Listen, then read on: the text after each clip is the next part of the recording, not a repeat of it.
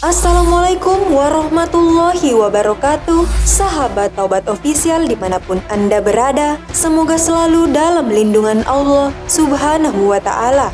Masih banyak orang yang memandang banyaknya harta sebagai perihal utama dalam hidup ini, dan pola pikir seperti itulah yang kemudian berbahaya, bisa mendorong seseorang melakukan berbagai tindak pidana. Tujuannya demi mendapatkan harta yang melimpah, padahal hakikat harta bukan dilihat dari banyaknya, tetapi dari cara mendapatkan dan bagaimana manfaatnya. Apakah harta yang diperoleh sudah berkah atau tidak? Bukankah rezeki yang berkah adalah rezeki yang bertambah dan mengandung manfaat serta kebaikan di dalamnya, sementara rezeki yang tidak berkah ialah sebaliknya, bertambah tetapi tidak memiliki manfaat dan kebaikan di dalamnya. Lalu, bagaimana cara mengetahui harta yang diperoleh berkah atau tidak?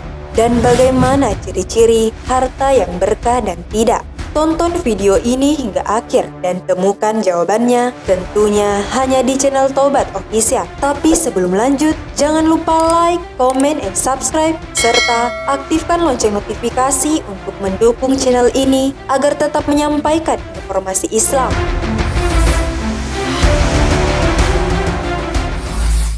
1. Cara memperolehnya benar.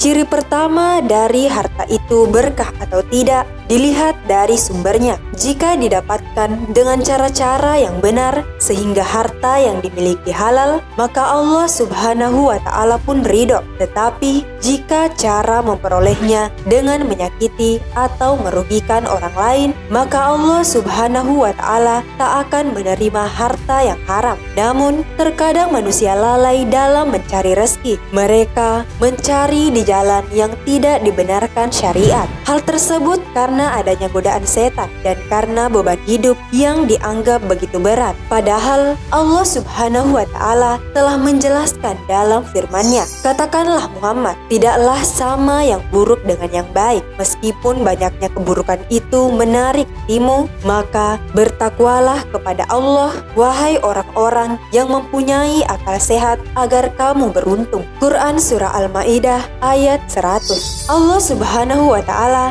menjelaskan bahwa tidaklah sama antara harta yang haram dan harta yang halal. Meskipun harta yang haram diperoleh dalam jumlah yang banyak, sebab turunan ayat ini dikemukakan dalam suatu riwayat ketika Rasulullah SAW menjelaskan tentang haramnya arak. Berdirilah seorang badui dan berkata, "Saya pernah menjadi pedagang arak dan saya menjadi kaya raya karenanya. Apakah kekayaanku ini bermanfaat apabila saya gunakan taat pada Allah?" Nabi menjawab, "Sesungguhnya Allah tidak menerima kecuali yang baik." Maka turunlah surah ini yang membenarkan ucapan Rasulullah SAW. Diriwayatkan oleh Al-Wahidi dan Al-Asbahani dalam kitab At-Targhib. Sahabat, setiap umat muslim wajib memperoleh harta dengan cara yang benar, dan hendaknya mereka mencari rezeki dari jalan yang diperbolehkan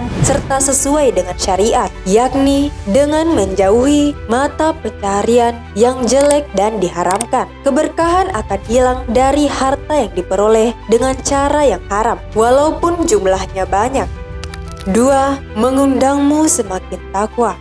Dampak dari memiliki harta bisa jadi pertanda berkah tidaknya harta yang telah dimiliki. Harta yang berkah akan membuat pemiliknya semakin mendekatkan diri pada Allah Subhanahu wa Ta'ala. Meskipun keadaan setiap manusia berbeda-beda, ada yang hidup dengan keterbatasan dan ada pula yang hidup serba berkecukupan sampai bergelimang harta benda. Namun bagaimanapun bagi seorang muslim, tolak ukurnya Artinya tidak semata-mata pada materi, tetapi juga ketakwaan. Dalam sebuah hadis, Rasulullah Shallallahu Alaihi Wasallam bersabda, sesungguhnya Allah sangat mencintai hambanya yang bertakwa, lagi kaya hatinya, yang menyembunyikan simbol-simbol kekayaannya. Hadis riwayat Muslim. Harta dapat menjadi jalan bagi seorang Muslim untuk membuktikan ketakwaannya kepada Allah Subhanahu wa Ta'ala. Orang beriman yang dicintai Allah Subhanahu wa Ta'ala ialah mereka yang berhati-hati dalam mendapatkan harta, sehingga hanya menerima harta yang halal. Mereka yang menyadari jika harta benda yang dimiliki hanyalah titipan dari Allah Subhanahu wa Ta'ala, sehingga tidak seharusnya mereka berlaku sombong dengan harta tersebut. Kekayaan dapat menjadi albirru, yakni kebaikan yang mendatangkan rahmat dan ridho dari Allah Subhanahu wa Ta'ala. Misalnya saja, dengan melimpahkan harta yang dimiliki, membuat seseorang semakin banyak beramal baik. Hartanya digunakan untuk membangun masjid,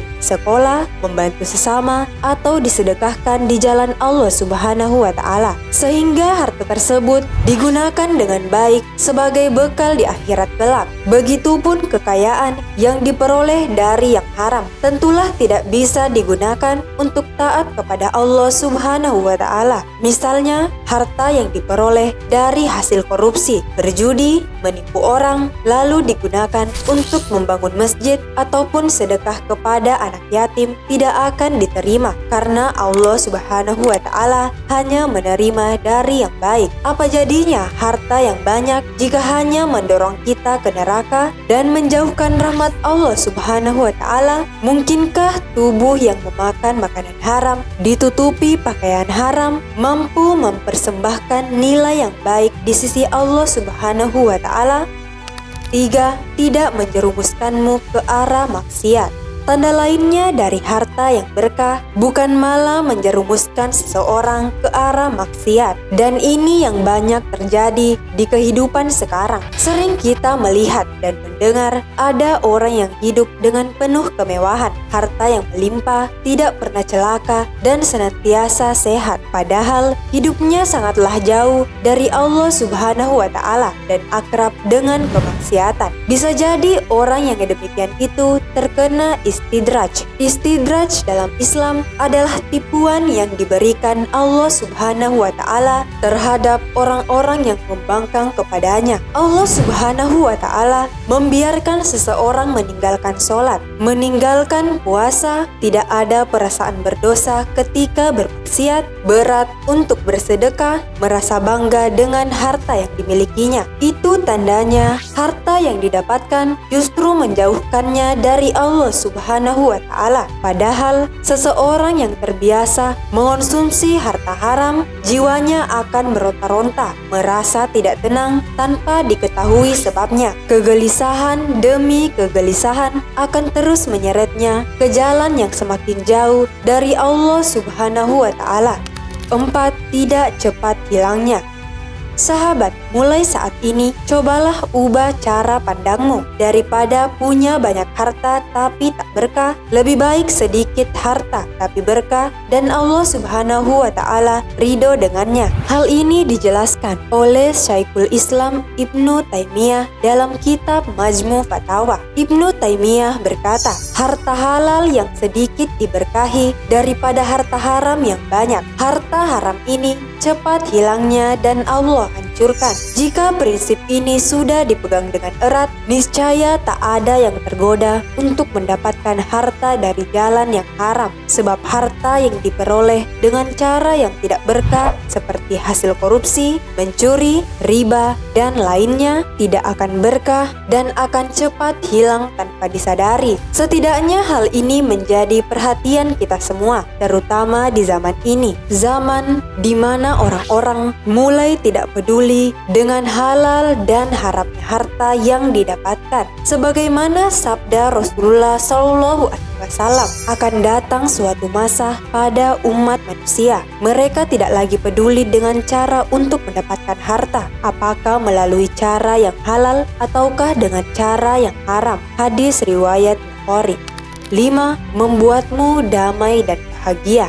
Tak selamanya orang yang memiliki harta yang melimpah akan bahagia dan tentram hatinya. Dan hal itu bisa jadi tanda harta yang gak berkah. Harta yang berkah meski sedikit sudah bisa membuat pemiliknya merasa cukup dan bahagia. Dan ketika hartanya banyak pun bukan malah membuatnya dilanda kekhawatiran takut hartanya hilang. Ada perasaan damai menyelimuti dirinya karena lahir dari kesadaran bahwa hartanya yang banyak itu sekedar titipan Tuhan. Secara mentalitas dan psikologis, harta mampu mempengaruhi hati manusia. Seseorang yang selalu merasa gelisah, was-was tanpa sebab, kemungkinan rezeki yang diperolehnya tidak berkah. Terkait dengan cara memperolehnya yang tidak memikirkan halal atau haram. Jika perolehan harta berasal dari hasil kerja yang tidak baik, syubhat, makruh, haram, maka akan menuntun pemiliknya jadi rakus dan kejam,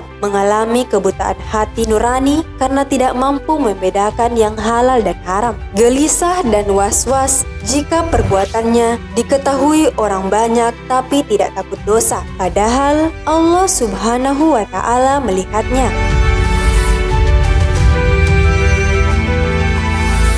Wallahu a'lam bishawab, karena kebenaran hanya datangnya dari Allah Subhanahu wa Ta'ala. Sahabat Taubat Official dimanapun Anda berada, al ilmu bila amalin kasyajari bila samari. Ilmu tanpa pengamalan bagaikan pohon tak berbuah. Wassalamualaikum warahmatullahi wabarakatuh.